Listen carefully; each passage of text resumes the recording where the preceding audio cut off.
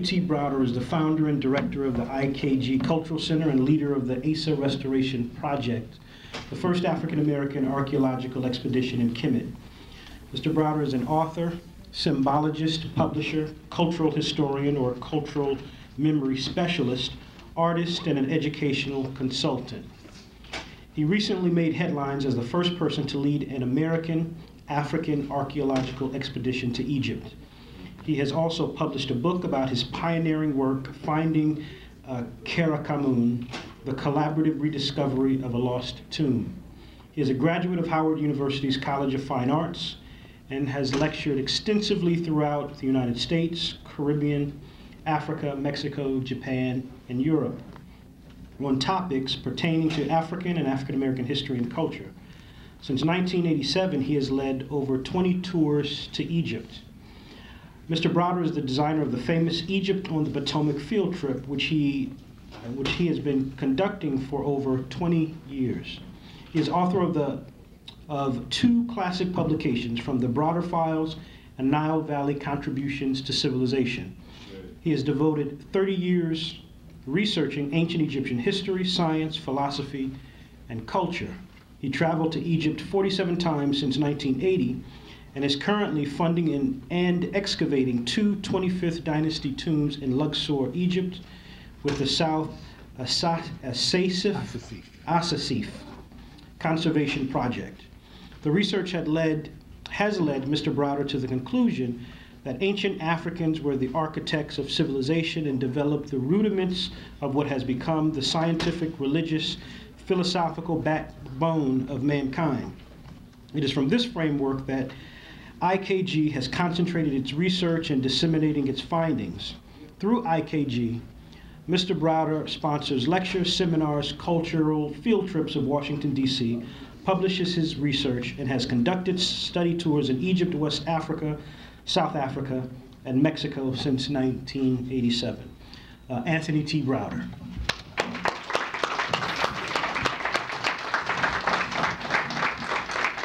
Thank you very much, brother. I appreciate that. And let me set my timer so I can make the most of my 30 minutes. Okay, you keep me on point. Hotel brothers and sisters, how are you? I'm pleased to have been invited back to talk about the work that we're doing with the ASA Restoration Project. And since I only have 30 minutes, I'm going to jump right into it. This project is one that has been consuming my life for the last 4 years, and I want to give you an update of what we're doing. We are excavating a 25th Dynasty tomb of a priest named Karakhanum in an area known as South Asasif, Egypt. But let me begin first by acknowledging, doing a visual libation, if you will, and acknowledge some of the brothers who have been responsible for me standing up here. John Henry Clark, John G. Jackson, Lisbeth Middleton, my dear friend Akmi Ra, and ACG Hilliard III. They are gone, but they are still with me, and I speak to these brothers on a regular basis. So what I do because of them and my relationship with them. Ashe. The tomb of Karakhanum was built for this 25th Dynasty Kushite priest. It was built around 2,700 years ago, and his tomb is located in an area known as South Asasif. It was Carl Richard Lepsis who invented the term Asasif. The Temple of Hatshepsut is in North Asasif. Right behind the Temple of Hatshepsut is the Valley of the Kings, and over here is the Valley of the Queens, and here is the site of Karakhanum's tomb, which was the second Kushite tomb built in Kemet, built in Waset. So this is where we're working, and here's a detailed shot that was taken about 10 or 12 years ago, which shows you the village that was literally built over these 25th and 26th Dynasty tombs. It was German Egyptologist Carl Richard Lepsis in the 1840s visited this area. He's the first person to document the tomb of Karakhanum. It is Lepsis who coined the phrase Das Totenbuch, which we now know as the Book of the Dead, which is an inaccurate description to describe the ancient Kemetic text for coming forth by day.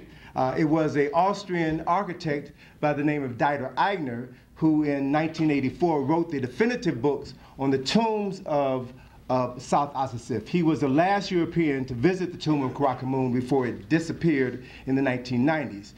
It was thought to have been lost for all time after a flash flood hit this area and destroyed the tomb. But the tomb of Karakhanum was rediscovered in 2006 by my colleague, Dr. Lena Pistakova, a Russian-born Egyptologist who received her degree here in the United States at New York University.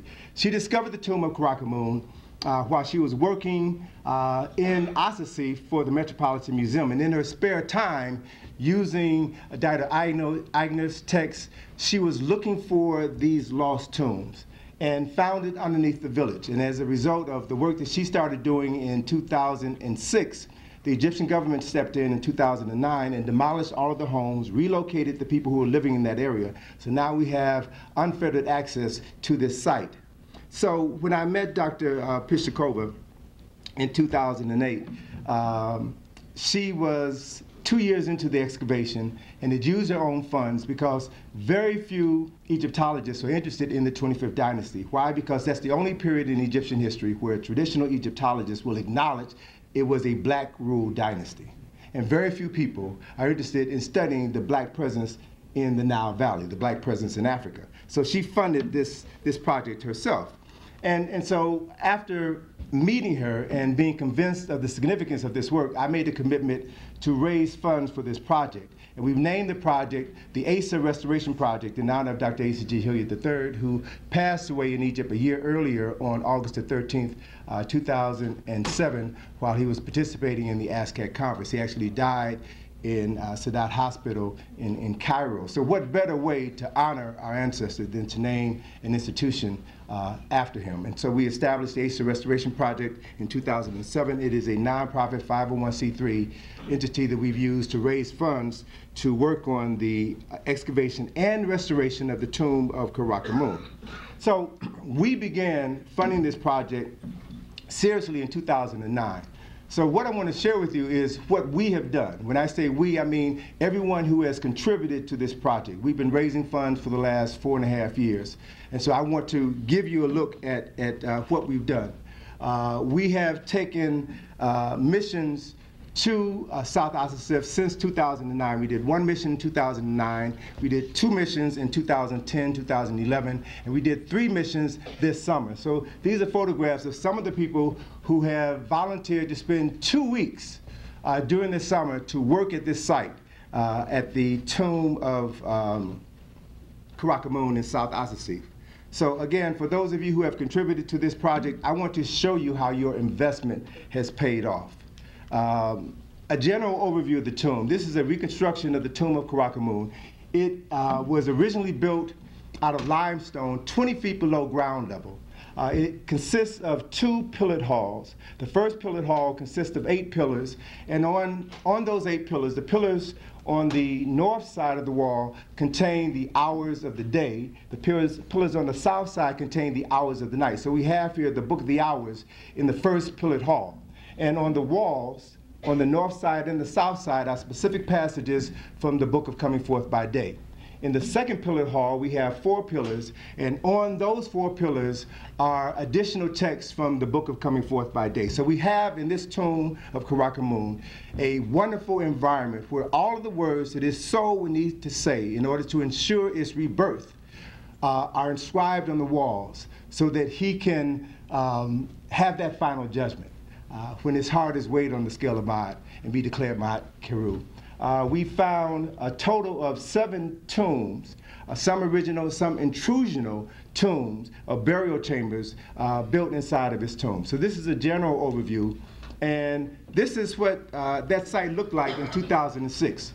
I mentioned that the tomb had collapsed in the 1990s due to a flood, which destroyed the pillars collapsed, the ceiling collapsed, and there was this indentation left in the ground. And the members of this village then used this indentation as a garbage dump. So when Dr. Pistakova began her excavations, she started here in 2006, in the summer of 2006, removing hundreds of thousands of tons of garbage in 120-degree heat.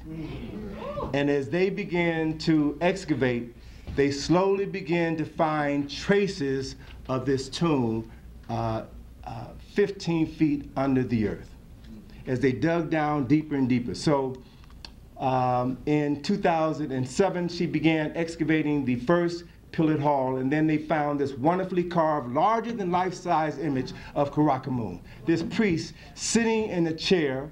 All of the imagery that we see of this man is Old Kingdom imagery. He's sitting on a papyrus umbo, bovine leg chair. He's wearing a short pleated kilt. His posture is Old Kingdom posture. So what this 25th Dynasty priest did was to engage in an act of Sankofa and reach back 2,000 years to the best of his ancestral past. Brought those images, the memory of his ancestors to the present moment, and all of that carved in his tomb so that it will last forever. And just to show you how human this brother was, he even had the sculptor carve his dog, his favorite dog, underneath his chair. Right? This is 2,700 years ago. And so, we came on the scene in 2009. So what I'm going to show you is what we have paid for. Everyone who has invested in this project should take pride in what we have done collectively. So beginning in 2009, we finished excavating the first pillared hall. Completed that, what you see right here. And then in 2010, we started excavating the second pillared hall, this area here.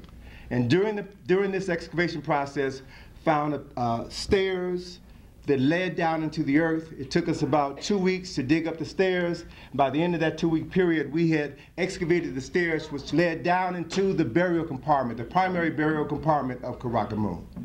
And so we entered the burial compartment, my daughter and I, in August of 2010. In the far corner of that burial compartment was a shaft that extended into the earth 28 feet.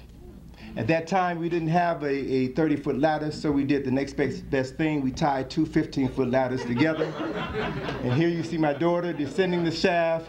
And I love to tell this part of the story as we stood at the bottom of the shaft together at the entrance to the burial chamber of Karakhanum.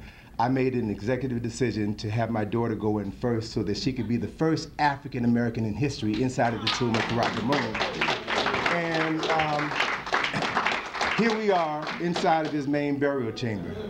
My daughter and I had some serious daddy-daughter time. We spent a week, the two of us spent a week inside of this burial chamber, just the two of us, excavating, documenting, photographing artifacts. It was a wonderful, wonderful experience. And so let me just show you what we've done over the last 2 years since we first found this burial chamber. This is the photograph from last year as we were excavating the burial chamber. Then at the end of the season, we finally got down to the floor, and we thought we had found another shaft which maybe would lead to another part of the tomb, but it turned out to be a coffin pit. Everything was already destroyed by the Rasul family. Every aspect of this tomb had been robbed. So we're just there literally picking up the pieces and helping to restore this sacred space for Karakhanum. And so let me give you an update to show you where we are this year. We began to restore the ceiling, which has this wonderful image of Newt on the ceiling. And this is an astronomically accurate depiction of the nighttime sky that specifically shows the region of the heavens where the soul of Karakhanum goes to be reborn. This is an image of Sahu, that region of the sky where all the souls go. We know Sahu better by its Greek name, Orion. And here is the star that is associated with Sahu, Sepedeh. His wife, Aset, who we know better by her Greek name, we know the star better by its Greek name, Sirius. So we have here the planets Saturn, Jupiter, and you can't see Venus, but Venus is right here. So we have collected over 6,000 fragments just from this one room that we are in the process of restoring. Here's another photograph of the northern wall that has, this wall has 21 judges on the north wall, 21 judges on the southern wall, which represent the 42 judges of the soul of this man. So here's a photograph taken of that wall in 2011, and here's that wall partially restored today. So just to give you a comparison, you can see these three netril here, and they've been partially restored here. So we are engaged in the excavation, conservation, and restoration of this 25th Dynasty tomb. So as we move forward, at the end of last season, we completed the excavation of the second pillared hall here, and we found 2 additional shafts and burial chambers. This shaft here was a shaft where we found the remains of a person who is known as Nesamenepet, his brother, the brother of Karakhanum. And it was in his burial chamber where I found this fragment of a coffin, a painted wooden coffin. And this piece has been assessed by John Taylor of the British Museum, who determined that the two glyphs that we see here are essentially the throne name Neferkare, the throne name of Shabaka. So this fragment now has confirmed what we believe, that Karakhanum was a member of the royal family based on the size of his tomb, the quality of the craftsmanship in his tomb. So now we have a smoking cartouche, if you will, which links Karakhanum here to his father, Shabaka. And I'm going to talk more about Shabaka's other son, Her-Imaket. We're beginning to reconstruct the family of this Kushite dynasty, which is so important, so significant.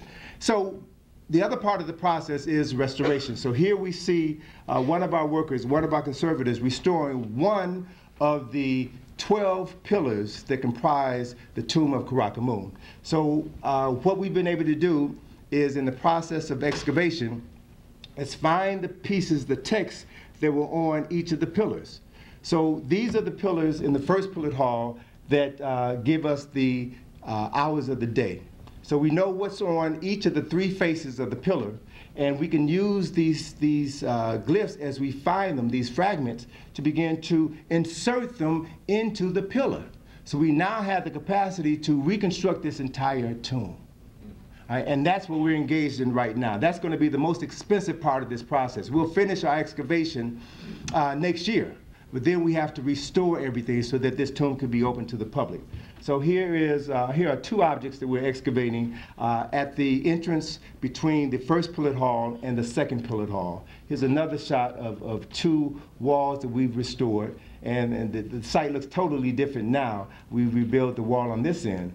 But the other thing that we started doing at the end of last season, after we finished excavating the first and second pillared hall, was to begin to excavate this area here, which is the entrance to the tomb. So underneath this ramp is this area here, which is all filled with flood debris. So we began initial excavations last August, and in the process of doing that excavation, we began to find traces of the sun court. So in early August, we started digging out these false doors, and 2 weeks later, we dug them down to the ground level. And then as we were excavating in this new area, on the eastern part of the sun court, we found this room. And we ended last year by entering this room, which again was filled with flood debris. We only had maybe a 2-foot crawl space where we found these wonderfully painted images of a daily life scene in ancient Kemet. And this is actually a scene from a party where we have here a couple of musicians and a series of sisters dancing at the party. The next scene, we have men picking grapes, and then the scene that followed, they're pressing grapes, making wine for the party. So Karakhanum was a brother in the surest sense of the word. He knew how to enjoy life. And at the end of that room, at the eastern end of that room, was a doorway that extended into the darkness. Every year, Karakhanum thanks us for coming, for doing this work, and he gives us enough incentive so that we come back next year. So our incentive for this year was to come back so that we can find out what was beyond that room. So this is from 2012. We began excavating this area in the sun court. So as we started digging, within a period of about 3 or 4 weeks, we had dug out the entire area of the sun court. And then we started digging down to the ground level. So here's that small room that you had seen previously. We dug that out. Now, we're doing a lot of work. We work 6 hours a day, 6 days a week. The temperature ranges from 110 to 120 degrees. Isn't that right, Nzinga? It gets hot. It gets hot, but it's good work. It's good work. But every now and then we get some pleasant surprises. For example, on August the 1st, we received a phone call from the Minister of Antiquities that President Morsi, newly elected president of Egypt, was coming to Luxor, and that an arrangement had been made for him to meet our group. Because we were the first foreign mission to return to Egypt after the revolution. So since we have an American-Egyptian mission, then we were allowed an opportunity to meet with him, to have discussion with him about the significance of this work. And then also, I know it's a photo op, but it was an opportunity to help show a strong bond between Americans and the Egyptians. So here's Dr. Pistakova meeting with Dr. Morsi, and then here I am right here walking with his entourage through Apet Asit, or Luxor Temple.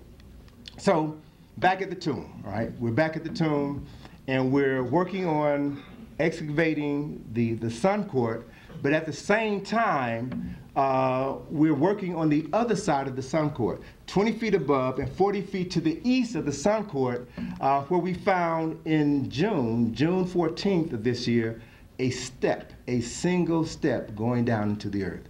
So as we started excavating in that region, which is right here, we dug a perimeter, a trench around this area, and began digging down where we found additional stairs. These are the stairs that lead into that room, which take you into the sun court, which leads into the tomb of Karakhanum. So we're now working in two areas simultaneously. Within 3 weeks' time, we had dug out the stairs, which led into the vestibule. So here's a shot looking down the stairs at the doorway, which takes you inside of the vestibule. And the doorway has wonderfully carved glyphs of Karakhanum as a priest. And you see him wearing the leopard skin vestments of the priest of Amun at Apet Asit Karnak Temple. And as we were digging in the vestibule, we found this wonderful fragment of a statue of a Tsar. That obviously the tomb robbers were trying to get this out. They dropped it and broke it into 3 pieces and left it there. This statue of a Tsar sits in the second pillared hall along the main axis. So we have the feet of the statue, we have the crown of the statue, we're missing the head, we're missing the face of the statue. Hopefully we'll find it as we continue excavating. We can restore this magnificent piece of artwork. So here's a shot that I took last Wednesday. We were there. I just got back from Egypt last Friday, so we were there for a conference. But here's a photograph from the inside of the vestibule, looking up the staircase, and here's another photograph looking in the opposite direction into the sun court. So this was the original entrance that Karakhanum and all of the priests of Amun used to access his sacred space. This was a temple tomb. It was a space where the living could come on a regular basis to honor the soul of their ancestors, Karakhanum, and maintain close connection with him so that they could have access to his spirit and all of the knowledge that he possessed.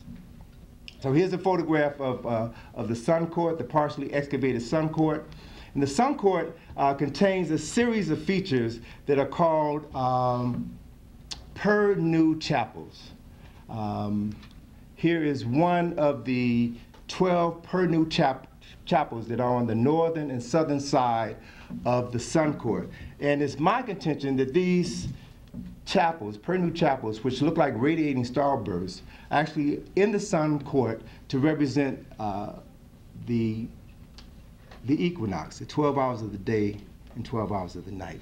I'm still doing some additional research on that, but that's my working theory. In this area here, at the vestibule which links the sun court to the tomb, is where originally inscribed in this region were the most significant parts of this tomb, where when you start constructing a tomb, you never know when the occupant of the tomb is going to die. When they die, all construction on the tomb ceases. So at the entrance to the tomb is where you carve the most important details of that person's life. Now, unfortunately, all of the inscriptions and drawings have been destroyed. It was only one small fragment that was left intact, and that was this wonderfully carved raised relief processional scene where you see the legs of the priests holding ducks and other offerings for the spirit of Karakhanum. Everything else is gone. But while we were excavating in that region, we began to find fragments, significant fragments. This was one fragment we found that has written in Medu Neter the term chief priest of the Neter. Now typically, this piece is accompanied by a listing of all of the names of the priests of Amun. So hopefully as we continue to excavate next year, we'll find the names of all of the priests who work with Karakhanum, and one of the names we'll probably find is the name of this brother here. His name is CHEIKH. He was the son of Shabaka. He was the chief priest of Ipet-Isut, Karnak Temple, and he more than likely was the brother of Karakhanum. Right? This is my favorite statue. This statue is in the Nubia Museum in Aswan. We found another wonderful fragment as we were excavating in this area. And this fragment reads, Nefer, Kemet, and Sweet, which means the beautiful wife of the king. What we haven't found yet are the beginnings of this fragment and the end of the fragment. The beginning of the fragment will give us the name of the beautiful wife of the king, and the end of the fragment will give us the name of the king. Hopefully we'll find that. But just this caption, the beautiful wife of the king, had me fantasizing as to what this sister must have looked like. So I'm a person who has a very vivid imagination, and until I find that image, I'm going to use this image to represent the beautiful wife of the king. Ain't she fine? That's Karakhanum's mama. All right? So, as I mentioned, every year Karakhanum gives us a reward, a surprise, if you will, a way of thanking us for being there. And it's been that way all of the years that we've been involved in the project. This year was no different. This is the ramp leading down into the sun court, and in this area here is where we found our surprise. That surprise was the third shaft that we found in this tomb. But this shaft is profoundly different from the other shafts that we found in that it was the only shaft which had not been robbed and filled with debris. This shaft is sealed with mud brick. So based upon an analysis of the flood layer, it appears as though this area has not been disturbed for at least 100 years. So this is what we're going to be returning to next May when we come back to that site. So this is what's waiting for us. So I imagine when I come here next year, I'll be able to share with you what we found. And if I'm floating 10 feet off the floor, you know that we found it. So all of this is leading to an event that took place in Egypt last week, where there was a conference that was held organized by my colleague, Dr. Pistakova. It was a conference where she invited all of the scholars who work in the Luxor area who are doing excavations on 25th and 26th Dynasty tombs. So they held the conference, Thieves in the First Millennium BC, where they brought together all of these scholars to discuss their findings. And Karakhanum's tomb was the anchor for that discussion. Karakhanum's tomb is the second oldest Kushite tomb of the 25th Dynasty. And that what we have uncovered thus far proves that many of the innovations, artistic innovations, architectural innovations that have been attributed to the 26th Dynasty were actually started 50 to 70 years earlier, and we can find their beginnings in Karakhanum's tomb. So the beauty of this gathering is that we had all of these scholars there who attested to this reality. Karakhanum's tomb is older, and it was the beginning of things that have been attributed to the 26th Dynasty. So it's giving the Kushites their proper place in history. It's helping to restore their memory. One of the highlights of this phenomenal week was the last evening where the Egyptian Tourism Authority gave us a private dinner and reception on the grounds of Luxor Temple. I mean, it was serious. I felt like Shabaka. You know, so they are really supportive of what we're doing. The Egyptian Antiquities Department co-sponsored this conference. The Ministry of Tourism came on board and sponsored a host of other events. So, you know, I guess having a picture taken with the president does open doors for you. It does validate the work that we're doing, so hopefully at some point in time, we'll get that same acknowledgement here in the United States. But right now, Egypt is acknowledging the work that we're doing. Let me share with you some of the outcomes that came out of this conference that are allowing us now to reinterpret the accomplishments of the 25th Dynasty. One of the most significant outcomes is that Karakhanum's tomb was the first tomb to combine features from the Old and New Kingdom. So then, and it influenced the construction of tombs from the 26th Dynasty onward. So it was a major innovation. Another major outcome was that Karakhanum's tomb contains 57 different chapters from the Book of Coming Forth by Day.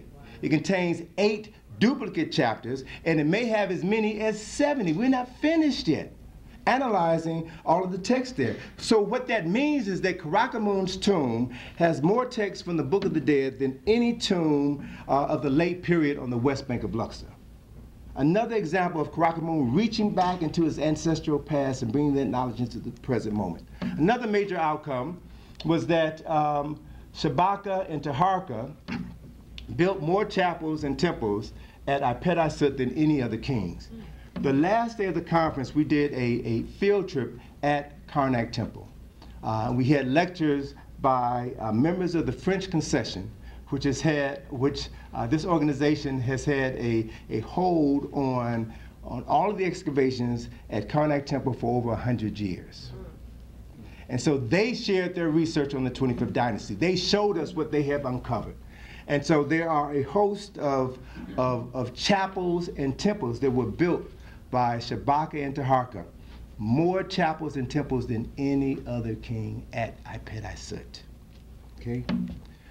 We saw the recently excavated Temple of Ptah and the treasury of Shabaka. The treasury of Shabaka was revealed to the general public last July, and this is a major piece of information that, again, is going to help us redefine the 25th Dynasty.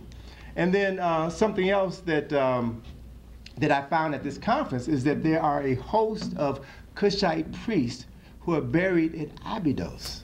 I've been to Abydos many times, but no one ever told me about the Kushite tombs that were buried in Abydos. So my next trip next summer, I'm going to go and investigate that and get more details so that we can share this information with you. So essentially what's come out of this conference is that people are now beginning to talk about information that they have been sitting on for decades about the Kushite presence in ancient Kemet. Another revelation that was just revealed to me recently was that there are over 500 pyramids that were built in Kush. Originally, I was told that there was about 225, but there's a new publication out, Ancient Nubia, African Kingdoms on the Nile, that has a map that shows over 480 pyramids in the pyramid field in Kush. That's almost over four times the number of pyramids or mir that were built in Kemet. And another significant find is that in reconstructing the family of Karakhanum, we've identified at least 3 of his brothers, 3 sons of Shabaka.